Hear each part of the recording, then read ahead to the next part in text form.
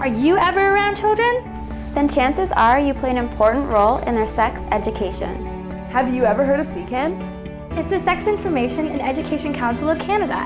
They have presented the Canadian Guidelines for Sexual Health Education. These guidelines say that educators should talk about things such as consent, relationships, STIs, birth control, sexuality, rights and responsibilities, anatomy, pleasure and desire. but that's not happening. These guidelines are supposed to be used by educators to promote effective sex education. But that's not happening. So why are these guidelines important? They promote a comprehensive sex education curriculum. Research shows that implementing a comprehensive sex education actually leads to lower rates of STIs and teen pregnancy. Look at Sweden. Sweden's doing it right. In Sweden, sexuality is considered significant and valuable throughout life.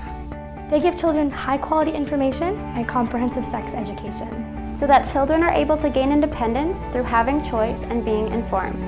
It's obvious when you look at how and where children are getting their information that Sweden has figured it out. And as a result, Sweden's teen pregnancy rate is only 7 per 1,000 births, while Canada is at 20 per 1,000 births. In a study of Swedish high school students, 93% reported using contraception during recent intercourse, while only 68% of Canadian students reported the same. So this is a matter of presenting the information correctly. Sex ed is typically taught in gym class. Shouldn't that be used for physical activity or something? We need to get back to the guidelines and follow their guiding principles. Where everyone can access the information regardless of background. Where everyone can talk about sexual education. Where everyone is in a comfortable and respectful environment. And where everyone can be inclusive of sexuality.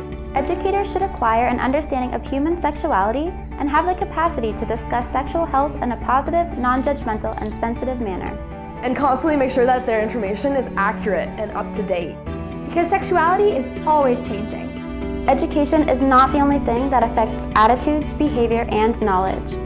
There's media, peers, family, religion, and many more. It's time for the talk. Be informed regardless of who you are. Talking to children will not make them engage in sexual activity earlier.